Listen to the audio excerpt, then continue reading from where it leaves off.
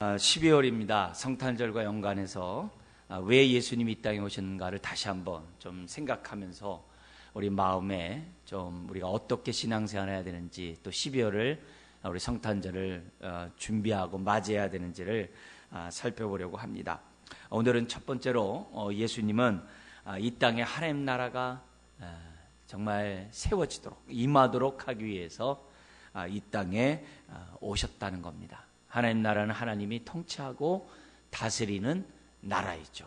이 세상의 나라 위에 나라일 뿐만이 아니라 또 세상 나라 속에 있는 나라죠. 그렇지만 주님의 재림과 함께 완성될 그 나라가 바로 하나님의 나라입니다. 우리는 하나님 나라가 임했다는 것을 우리는 예수는 주라 고백함으로 인정하죠. 그리고 먼저 그 나라 그 일을 구하는 삶을 삶으로 우리가 충성봉사, 헌신하죠. 그래서 우리는 대한민국이면 동시에 하나님의 천국 백성인 이중국적을 갖고 있는 하늘에 속했으면서도 이 땅에 살아가는 하나님의 자녀들입니다. 그래서 예수님이 이 땅에 오심으로 임한 이 하나님 나라, 그래서 예수님의 삶과 하나님 나라는 뗄래야 뗄 수가 없습니다. 세례 요한도 처음 전했던 그 메시지가 다른 게 아니죠. 회개하라, 하나님 나라가 가까이 왔다. 예수님도 이 땅에 선포하는 첫 메시지가 뭡니까? 회개하라, 천국이 가까이 왔다. 심지어는 부활 승천하시기 전에 40일 동안 제자들에게 10여 차례 나타나셨죠. 그때 어떤 일을 했느냐? 사도행전 1장에 보면 하나님의 나라의 일을 전했다라고 성경에 기록되어 있어요. 그러니까 예수님의 메시지의 처음과 끝은 하나님 나라예요. 왜 그럴까요?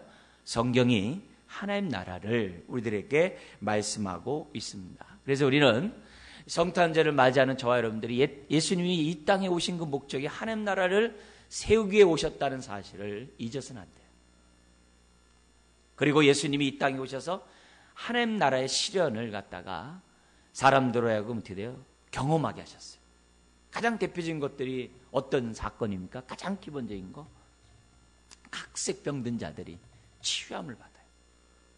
문둥병자와 같은 사람들이 어디에 정결함을 받아요. 이 치유와 회복과 이 정결, 깨끗함, 그뿐만 아니라 죽은 자들이 살아나요. 죽은 자 살아나요.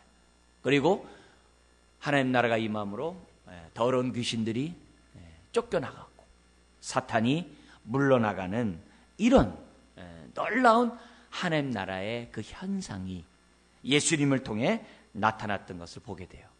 그래서 종교개혁자들은, 특별히 칼빈 같은 사람은 이 하나님 나라가 도시에 온전히 나타나기를 바라는 마음에서 종교개혁을 도시 전체로 합니다. 도시 전체로. 그래서 오늘날에 보면 뭐 성시화 운동 뭐 이런 얘기 하잖아요.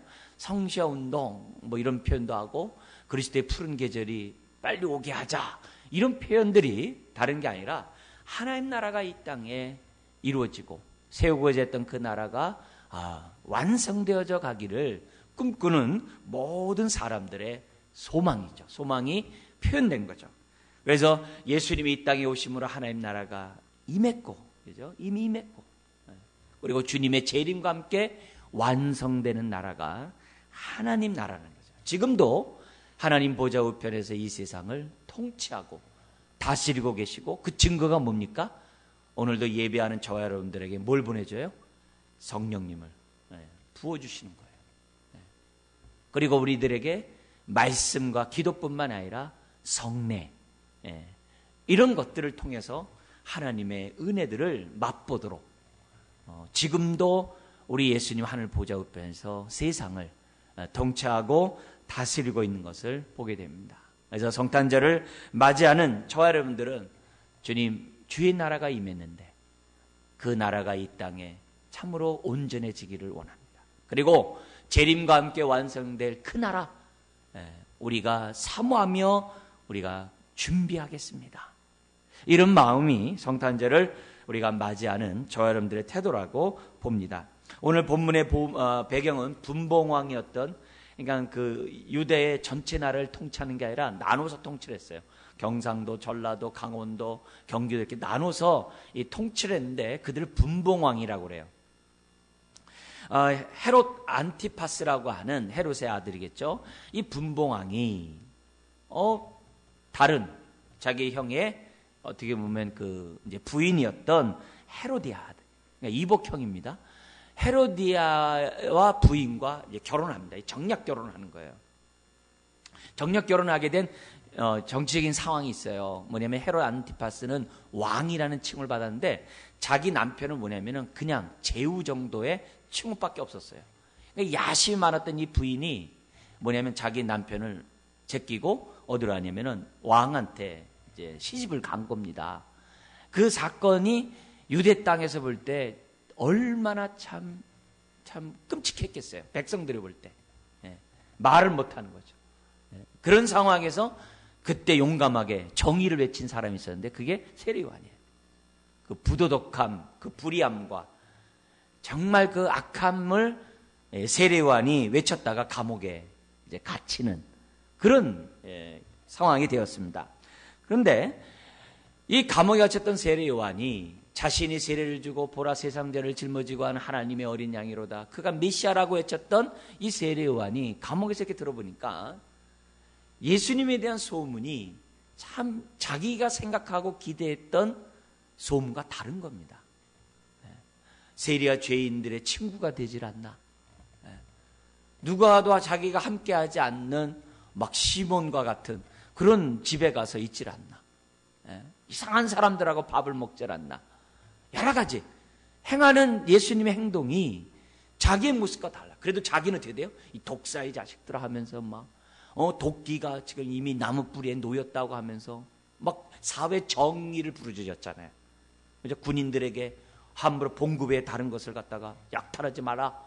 서부터 시작해가지고서 정직하게 살아라. 사회운동을 그렇게 외쳤던 세례요한과 달리 주님의 메시지는 사회 정의에 대한 메시지를 전하지 않고 이상하게 우리 흔히 말하는 이제 사랑, 뭐 이렇게 용서, 뭐 배려, 섬김 이런 얘기들만 듣고 들리는 겁니다.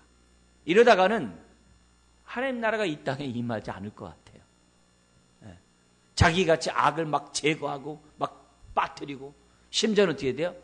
악의 무리였던 이 로마를 이스라엘 군대가 반란을 일으켜가지고 정복하고 이스라엘 나라를 이렇게 세울 줄 알았는데 주님은 너무 잠잠한 거예요. 잠잠하니까 자기를 따르던 제자에게 가서 물어봐라. 우리가 기다리는 거기 19절에 우리가 정말 기다리는 오실 그 이가 당신입니까? 아닙니까? 좀 물어봐라.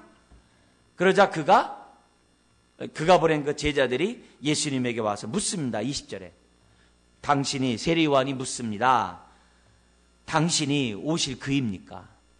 아닙니까? 그러니까 당신 메시아 하나님의 아들입니까? 아닙니까? 이렇게 묻는 거예요. 그 대답에 대해서 질문에 대해서 우리 주님이 21절에 마침 예수님께서 질병과 고통과 악귀 들린 자를 많이 고치고 많은 맹인을 보게 했다. 이게 다 뭐예요? 하나님 나라의 증거들이었죠.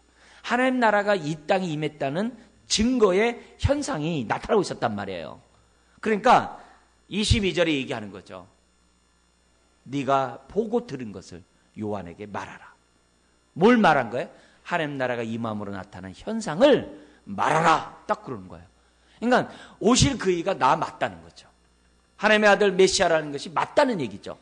그러면서 뭐라 그러냐면 23절에 세례 요한뿐만이 아니라 누구든지 보세요. 누구든지 나로 말미암아 실족하지 아니하는 자는 복이 있도다. 실족하지 않은 자는 복이 있도다. 이 말은 세례 요한뿐만이 아니라 오늘날 많은 사람들이 실족한다는 거죠. 왜 실족해요?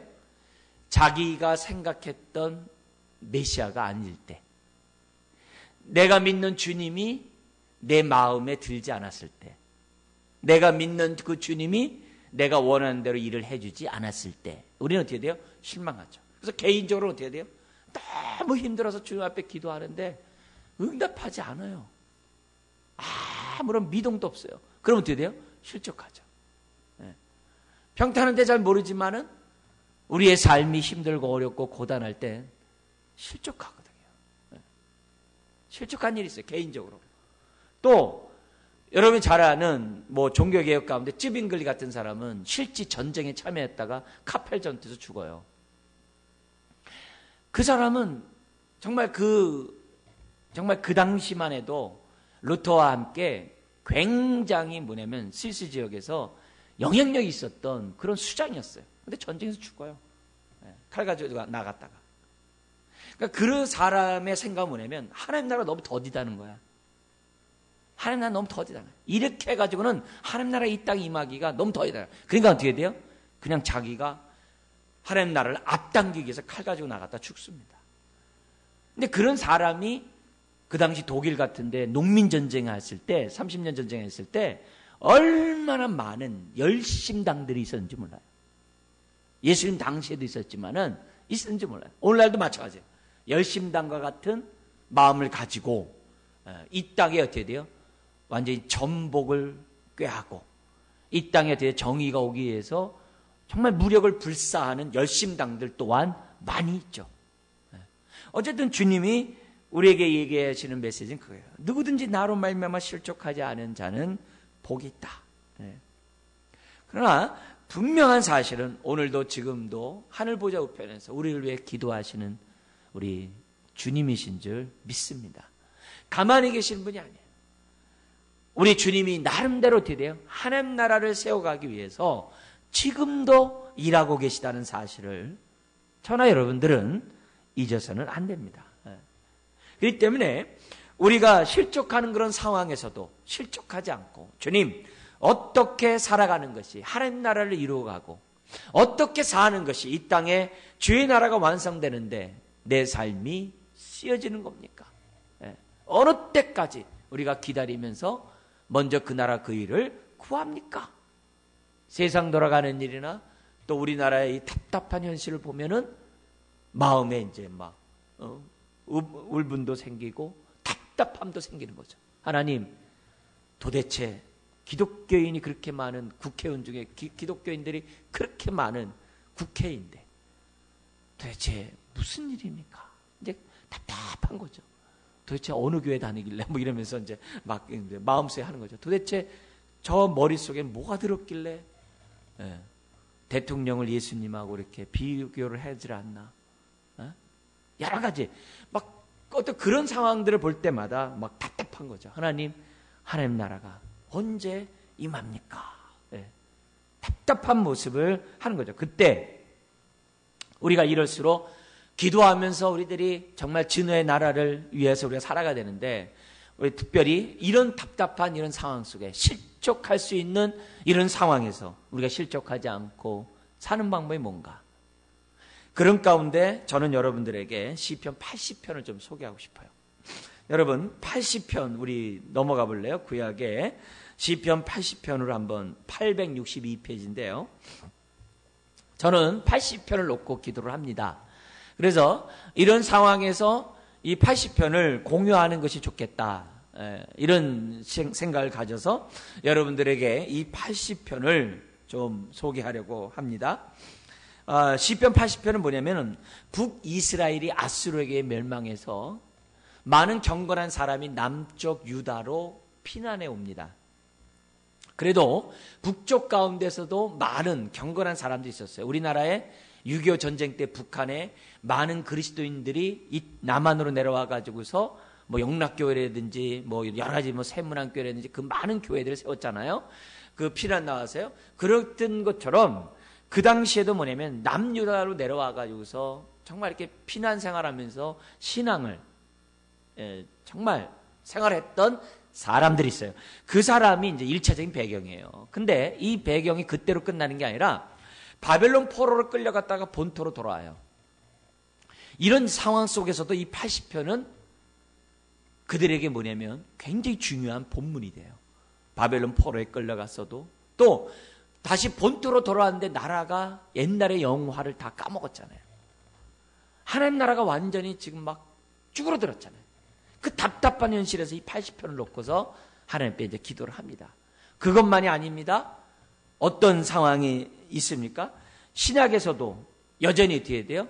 여전히 하나님 나라가 예수님을 통해서 임했음에도 불구하고 여전히 이 세상에 죄악과 정말 이런 탐욕이 가득한 현실을 바라볼 때 시편 80편은 많은 사람들에게 뭐냐면 위로가 되었고 또 그 가운데 하나님 앞에 부르짖는 그런 기도 제목이 됐다는 거죠.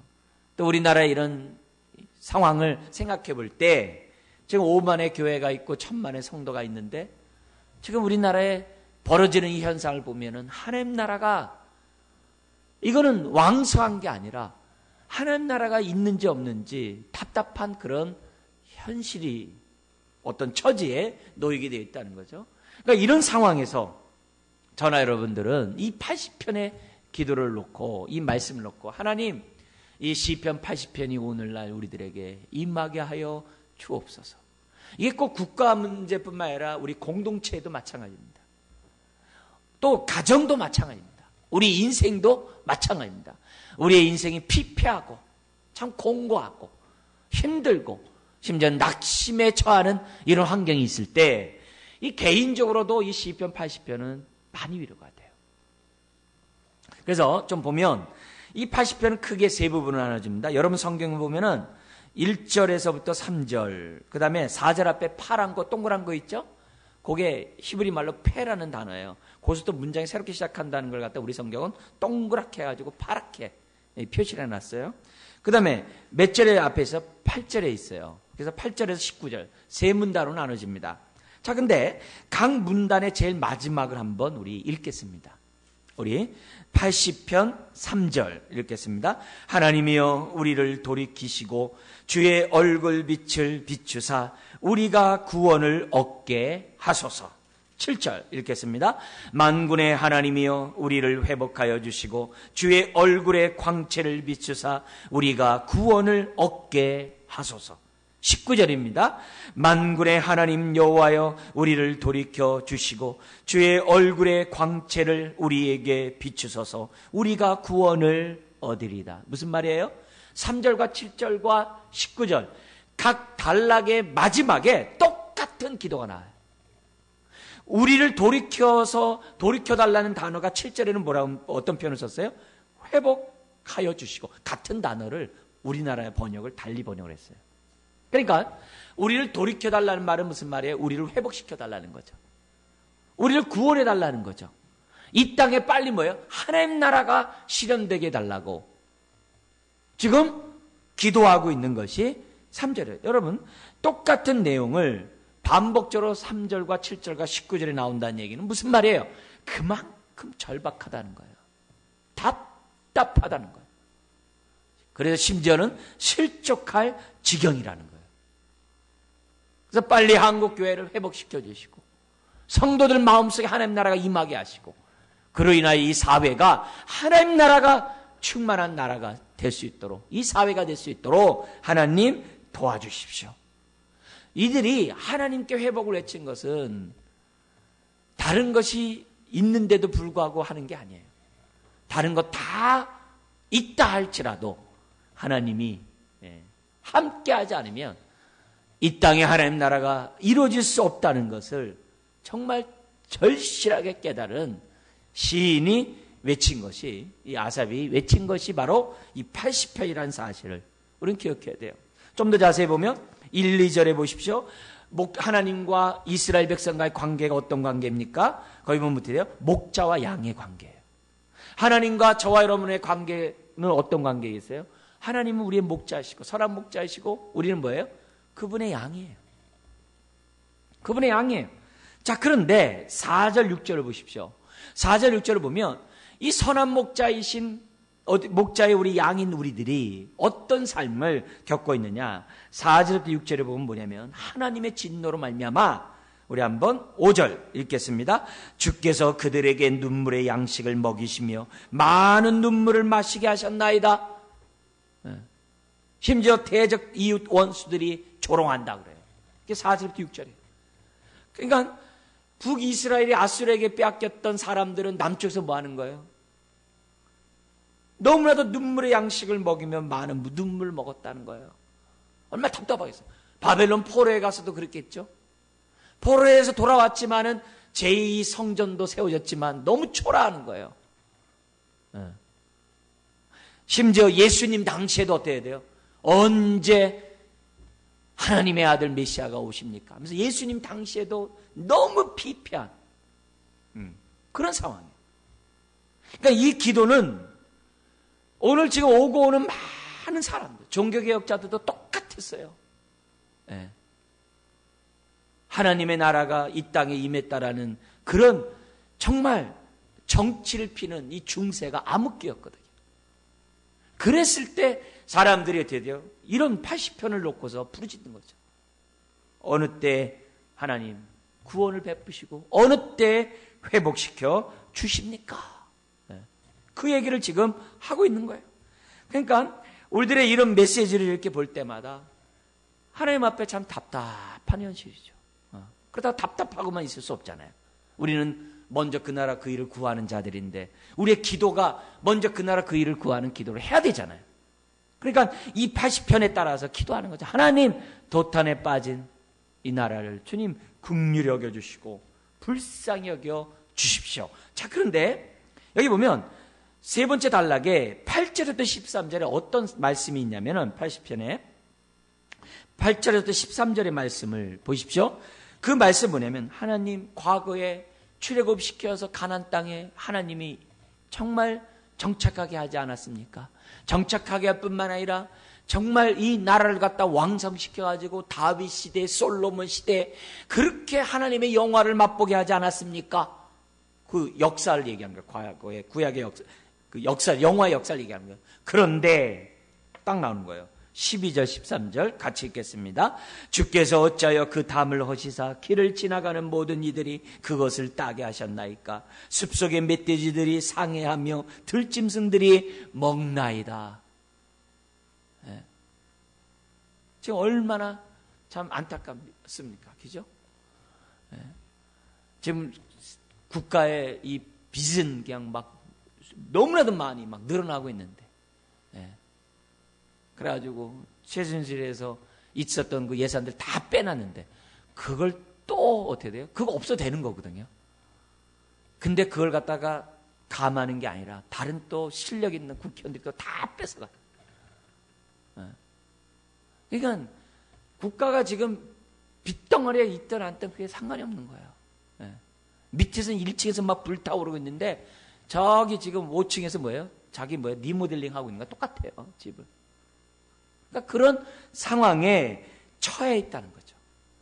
지금 그 모습을 이제 막 우리들에게 보여주고 있는 거예요. 그래서 과거에 베푸신 그 은혜 다시 한번 베풀어 주십시오. 왜요? 우리 1, 2절에 있는 것처럼 하나님은 선한 목자가 아닙니까? 선한 목자가 아닙니까? 그러니까 빨리 회복시켜 주시고 주의 나라가 임하게 해 주십시오. 그러면서 14절부터 19절에 설명합니다. 14절 한번 읽어볼까요? 만군의 하나님이여 구하옵나니 돌아오소서. 하늘에서 굽어보시고 이 포도나무를 돌보소서. 이 나라의 민족을 또 한국교회를 하나님 돌보아 주옵소서. 그죠? 그러면서 17절에 주의 오른쪽에 있는 자 곧 주를 위하여 힘있게 있는 인자에게 주의 손을 얹으소서. 그 당시에는 왕이겠죠? 예? 그럼 오늘날에는 어떻게 되겠어요? 하나님 믿는 왕 같은 제사장인 모든 성도들에게 하나님 손을 얹어 주십시오. 그래서 우리는 직장이나 우리 또 이웃들에게 다 뭐예요? 왕 같은 제사장 되잖아요. 여러분의 가정에 다 왕 같은 제사장이잖아요. 하나님 주의 손을 얹어 주소서. 그러면 18절에 뭐라 그러냐면 그리야 하시면 우리가 주에게서 물러가지 아니하오리니. 이 말은 다시 떠나지 아니하오리니 우리를 소생하게 하소서. 이건 뭐예요? 우리 좀 제발 살려주십시오. 우리가 주의 이름을 부리리라. 이 말은 뭐냐면 우리가 주님께 예배 올리겠습니다. 이 말이에요. 그러니까 18절에 나와 있는 이 단어의 이 메시지, 주님 우리가 예배를 드릴 때 구원의 감격 속에서 예배를 드리고 싶습니다. 하나님 도와주십시오. 이게 18절이에요. 그러고 나서 마지막에 19절에 그동안 반복되었던 그 메시지를 얘기합니다. 만군의 하나님 여호와여 우리를 돌이켜 주시고 우리를 회복시켜 주시고 다시 일으켜 주시고 주의 얼굴의 광채를, 민수기 6장의 대제사장의 기도 아니에요? 주의 얼굴의 광채를 우리에게 비추소서 우리가 구원을 얻으리다. 그러니까 이 80편의 이 내용은 정말 이 탄식시인데요. 공동체 탄식시죠.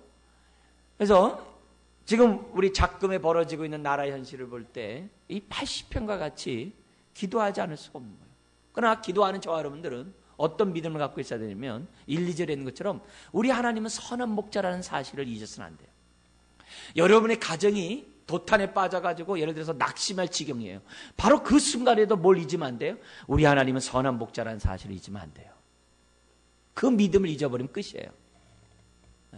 여러분의 인생이 주님이 안 도와줘서 이게 뭐야 하면서 여러분의 믿음이 낙심에 처하는 환경이 있다 할지라도 잊어서는 안 될 사건은 뭐냐면 하나님에 대한 믿음이에요. 그분은 나의 선한 목자이세요. 전능하신 나의 선한 목자예요. 세례 요한이 낙심하는 것처럼 우리도 낙심할 수 있는 상황이 얼마든지 있어요. 그러나 그 상황에서도 하나님에 대한 우리 믿음은 놓치면 안 돼요. 우리 하나님은 선한 목자이세요. 선한 목자. 우리에게 비추시고 우리를 회복시키시고 우리를 구원하옵소서. 자, 근데 예수님이 오시기 전에 이스라엘 백성은요, 이 80편을 가지고 아세벳이잖아요. 예배 가운데 불렀거든요. 예배 가운데 찬송시로 불렀단 말이에요. 이게 탄식시로 불렀겠죠. 근데 얼마나 많은 사람들이 기도했는지 몰라요. 그때 자기 현실 속에서 80편이 응답이 안 되는 거예요. 이루어지지 않는 거예요. 그리고 죽어요. 그러니까 얼마나 많은 사람들이 절망하겠어요. 근데 예수님 시대에 올 때까지도 여전히 하나님 나라가 이루어지지 않는 거예요. 근데 드디어 예수님이 오심으로 80편이 성취된 거예요. 할렐루야. 80편이 하나님이 백성들의 기도를 듣고 있다는 증거가 성탄절이에요. 그 증거가 성탄절이에요. 이 기도 때문에 하나님은 어떻게 돼요? 약속에 따라 메시아 하나님의 아들을 이 땅에 보내셨다는 거예요. 그래서 선한 목자로서 예수 그리스도께서 이 땅에 오신 거예요. 그래서 요한복음 10장에서 뭐라 그래요? 나는 선한 목자라 그러잖아요. 나는 선한 목자라 이게. 그러면서 하나님 나라가 왔으니 어떻게 돼요? 믿음으로, 영접함으로, 성령으로 거듭나서 하나님 나라에 들어오라고, 회개하라, 하나님 나라가 갖고 왔느니라고 선포하셨던 거죠. 그래서 예수님의 성탄을 생각할 때마다 시편의 80편의 기도를 들어줬던 우리 하나님, 아멘. 그러면서 우리가 오고 오른 사람들이 어렵고 힘들 때마다 80편을 놓고서 기도하는 거죠. 하나님, 예수 그리스도를 통해서 성취되었는데 완성되기를 원합니다. 이미 임했지만 아직 완성되지 않았잖아요. 속히 완성되기를 원합니다. 그런데 안타깝게도 요한복음 10장에 보면 두 부류가 생겨요. 요한복음 1장에 보면 두 부류가 생겨요. 하나는 뭐예요? 자기 백성에게 왔건만 영접하지 않는 사람들이 있는 반면에, 그죠? 영접하지 않는 사람도 있어요.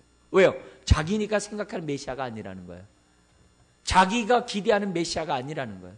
빨리 로마로부터 정치로 독립해서 이스라엘이 멸망을 지배해야 되는데 예수님은 나약하기 짝이 없다는 거예요.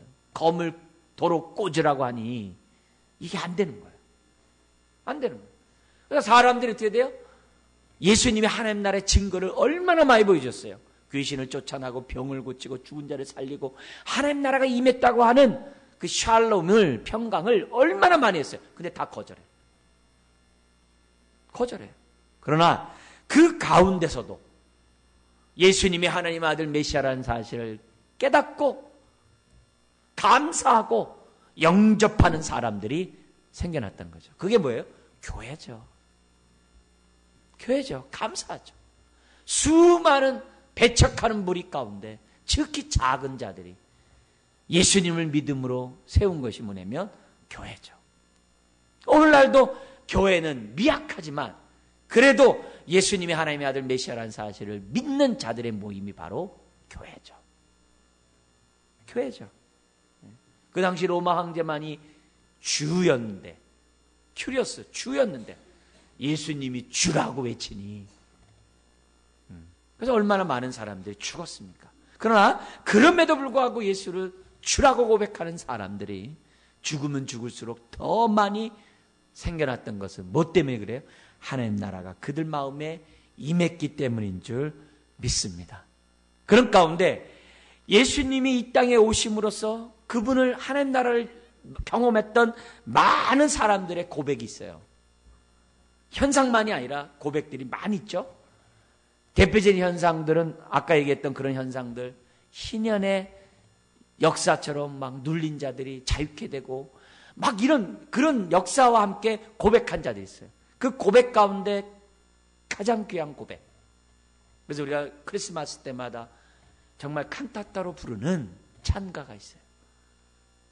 하나님 나라가 임함으로 80편이 임함으로 성취됨으로 거기에 감사하면서 고백했던 그 고백 중에 고백. 그게 누구냐면 마리아 찬가예요. 마리아의 정말 고백이죠.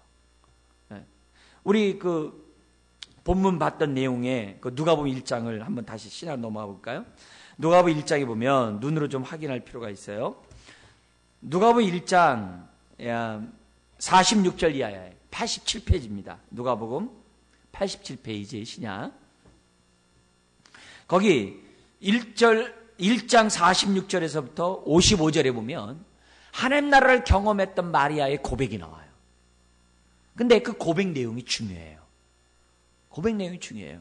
그 고백 내용을 우리가 잘 기억해야 돼요. 자, 마리아가 얘기합니다. 46절 47절 내 영혼이 주를 찬양하며 내 마음이 하나님 내 구주를 기뻐하였음은. 내가 왜 찬양하며 기뻐하냐? 48절 그의 여종의 비천함을 돌보셨습니다. 이 비천함이란 단어. 비천함을 돌보셨습니다. 보라 이제 후로는 만세의 날을 복이 있다 일거리로다. 49절 50절 능하신 이가 큰 일을 내게 행하셨으니 그 이름이 거룩하시며 긍휼하심이 두려워하는 자에게 대대로 이르리로다. 대대로 이르는데 누구에게요? 거기 나온 것처럼 그의 이름이 거룩하시며 뭐예요? 긍휼하심이 두려워하는 자들에게. 여러분 이 두려워한다. 여기 거룩 앞에서 어떻게 돼요? 회개하죠. 긍휼 앞에서 하나님 앞에 나아가는 친밀감이 있죠. 사랑이 있죠. 그래서 회개는 뭐예요? 공의죠. 이 긍휼은 뭐냐면 사랑이죠. 그러면 이 공의와 사랑이 합쳐졌을 때 나오는 마음이 뭐예요? 경외죠. 그 우리 성경은 두려움으로 번역을 했어요. 즉 오늘날도 하나님을 경외하는 자에게 뭐가 있다는 거예요? 하나님의 큰 일이 임한다는 거예요. 이게 중요한 거예요. 오늘날도. 그러면서 51절 53절을 보세요. 그의 팔로 힘을 보이사 마음의 생각이 교만한 자를 흩으셨고 권세 있는 자를 그 위에서 내리치셨으며 비천한 자를 높이셨고 줄이는 자를 좋은 것으로 배부르셨으며 부자는 빈손으로 보내셨더라. 뭐예요? 세상이 뒤바뀐다는 거예요. 세상의 가치가 완전히 전복된다는 거예요. 그러면서 54절 55절에 그 종 이스라엘을 도우사 긍휼히 여기시고 기억하시되 우리 조상에게 말씀하신 것과 같이 아브라함과 그 자손에게 영원히 하시리로다. 그러니까 이 마리아의 고백이 뭐예요? 예수님을 통해 하나님 나라를 경험했다는 거예요. 하나님 나라가 임했다는 거예요. 구약에서부터 예언한 약속한 그 나라가 예수님과 함께 임했다는 거예요. 그래서 그 예수님을 영접함으로 자기에게 어떻게 됐다는 거예요? 80편이 성취됐다는 거예요. 자기와 같은 비천한 자가 자유함을 받고 자유함을 받는 것으로 끝나는 게 아니라 하나님의 축복을 받는 사람이 되었다라고 지금 마리아가 고백하고 있다는 거예요. 그러니까 이 메시지의 마리아의 삶은 실존이에요. 있는 자, 권세자에게서 압제당하고 있고 모든 것을 갖다가 빼앗김으로 인해서 돼요. 가난하면서 하루하루 연명을 살아갈 수밖에 없는 비참한 도탄에 빠져있는 그 당시 사람들에게 예수님이 어떻게 돼요? 구원을 베푸셨다는 거예요. 단순히 죄에서 자연받는 것으로 끝나는 게 아니라 죄로 말미암아 파생된 많은 불의와 불법과 그 악행의 모든 것으로부터 뭐 했다는 거예요? 구원을 받았다는 거예요. 그 고백을 마리아가 지금 하고 있다는 거예요. 그러니까 이 마리아의 모습을 통해서 우리는 알 수 있는 거죠. 뭐냐면 하나님 나라는 불평등과 또 어떤 불의의 세상이 아니라 평등과 정의의 세상이라는 거죠. 오늘 저와 여러분들이 하나님을 믿고 예수님을 믿고 이 땅에 먼저 그 나라 그 일을 구하는 그 삶은 불평등의 세상을 만드는 게 아니라 불의의 세상을 만드는 게 아니라 부조리의 세상을 만드는 게 아니라 정직하고 공의롭고 평등한 세상을 만드는 삶이어야 한다는 것을 보여준 거예요. 먼저 그 나라 그 일을 구한다고 하면서 막 자기가 불평과 불의와 불법을 행하면 말이 안 되는 거죠. 말이 안 되는 거죠. 그리고 교만한 자의 나라가 아니라 겸손한 자의 나라라는 것을, 권세자와 있는 자의 나라가 아니라 그들이 청지기직을 수행하는 그런 나라라는 것을 우리들에게 보여주는 거예요. 그래서 로마에게서 해방해서 로마를 정복시키고 이스라엘의 세상을 통치하는 정치적 메시아가 아니라는 거예요. 삶의 실존의 문제예요. 정말 비천한 자가 기쁨을 얻는 그런 나라라는 거예요. 사자와 어린 양이 함께 뛰노는 그런 더불어 사는 세상이에요. 그런 세상을 지금 어떻게 마리아가 지금 경험했다라고 고백하고 있어요. 그러나 예나 지금이나 백성이 부여한 그 권세를 자신의 배를 위해 사용하고 있으니 얼마나 참 힘들어요. 그죠? 이 추운 날 주말마다 이 광화문에 가는 게 얼마나 참 피곤합니까? 그죠? 사람들은 어떻게 뭐 역사 현장에 가보겠다고들 가지만, 그렇지만 그 나라 전체가 스트레스잖아요. 그죠? 얼마나 힘듭니까? 이런 모습에서 그 와중에서 자신들의 입속을 챙기는 많은 권력자들을 또 보면서 답답하기 짝이 없죠. 그래서 우리가 성탄절을 맞이하는 저와 여러분들, 저는 시편 80편의 내용을 붙잡고 80편의 기도를 또다시 해야 될 것 같아요. 저는 80편의 기도를 이렇게 하면서 우리 성도들도 같이 하면 참 좋겠다 이런 생각을 이제 가지면서 좀 소개를 했어요. 여러분, 우리는 하나님, 예수님을 통해서 이미 이 땅에 하나님 나라가 왔는데 온데간데 없는 것 같이 주님을 믿는다고 하는 것도 다 말뿐이고 입술만 주여 주여 하고 국회에 앉아있는 많은 국회의원들, 크리스찬 국회의원들이 정말 정의롭고 공의롭고 정말 공평한 그런 세상을 만들지 않고 입속을 챙기는 모습 앞에 우리가 절망하지 않을 수가 없죠. 그렇지만 우리는 우리가 믿는 하나님이 어떤 목자요? 선한 목자인 줄 믿습니다. 그래서 우리는 그분께 기도하는 거예요. 양들이 도탄에 빠져 있고 삶이 힘드니, 우리나라만이 아니겠죠. 그죠? 하나님, 오늘 시편 80편 19절, 만군의 하나님 여호와여. 이 만군의 하나님 여호와, 이 만군은 전쟁의 신이거든요. 악의 무리를 몰아내라는 의미에서 이제 만군의 하나님 여호와거든요. 우리를 회복시켜 주시옵소서. 주의 얼굴의 광채를 우리에게 비추소서. 대제사장이 했던 그 기도, 다시금 주의 얼굴의 광채를 우리에게 비추소서 우리가 구원을 얻으리이다.